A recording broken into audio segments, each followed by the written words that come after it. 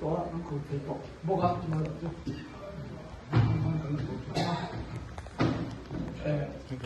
เลยก็เป็นนะผมก็จะส่งว่าใช่ไหมมิชิงจะสั่งน้ำตัวละเที่ยงคืนนี่สิลุงเปียมาดินอันนี้ตัวร่วมอันนี้ตัวจู่เข้าไปนะตั้งสั่งน้ำตัวเลยจู่อิสโอคริสต์อินนานะที่เล่นน้ำติดกันหัวจู่อิสโอคริสต์อินนานะจะเป็นเจ้าองค์มาเก้าหุ่นส่งปลุกจ้างส่งปลุกคริสต์อิสโอจิตที่เป็นลาจวนเขาเรียกส่งมากันละที่ส่งให้สัจจิชาสิละจู่สัจจิชาจู่การการอิสโอคริสต์อัตโตส่งที่ผมมาออกมาถอยมาถูมาถ้าไอ้บุ้งสมบูรณ์ไปจ้างส่งไปจะถอยหัวไปจวนเลี้ยๆมาแล้วช่วงนี้ก็ส่งก็ดีก็ดีนะไปกันที่บางมินแล้วพออิสโอโจลินอัตโตเอ็มนี่ประเทศดังนี่เที่ยงอันนี้หรอวะอาจารย์โจอามาแม่ยินคุณเอ็มส่งอันนี้บ้าก็ส่วนเราบุ้งเรียจ้างส่งไปเรียกคันออกมากันดีอัตราออกมาตัวประเทศกันดีประเทศออยล์กันอีออยล์จนอิสโอเนี่ยจะมีเที่ยงบางมินแล้วพออิสโอประเทศเราผมดีJangan apa yang mau masak, senang itu ni apa yang mau masak tu jadi mana ni ya, tu kami seperti semua itu kami ikut tu, jadi ada terus cakap, orang baptisma tentang kajian, Isua kajian, orang ni orang nak tu ni ya, jadi yang lalu cuma di sana itu kami sih, orang tu cuma, dan kalau yang so kalau fisik, orang yang senjata cakap itu, mungkin ông dòng Isua Krista bảo nó lộn nữa mi lâu về dễ tụ thế ta nào bọc sẵn đóng ông sửa chú ông má mình là số mày thằng ta là ông mới Isua Krista mình là bọc tí mà sẵn chia để xem là đến ông tại vùng thủ bên vùng là hiến cần nhận được sẽ đi tại phần là thu văn gia ta một số bậc sẽ rồi tụ thế thì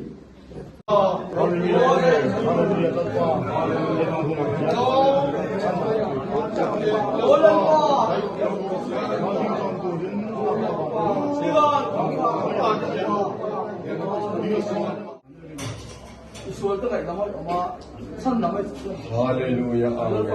Amin.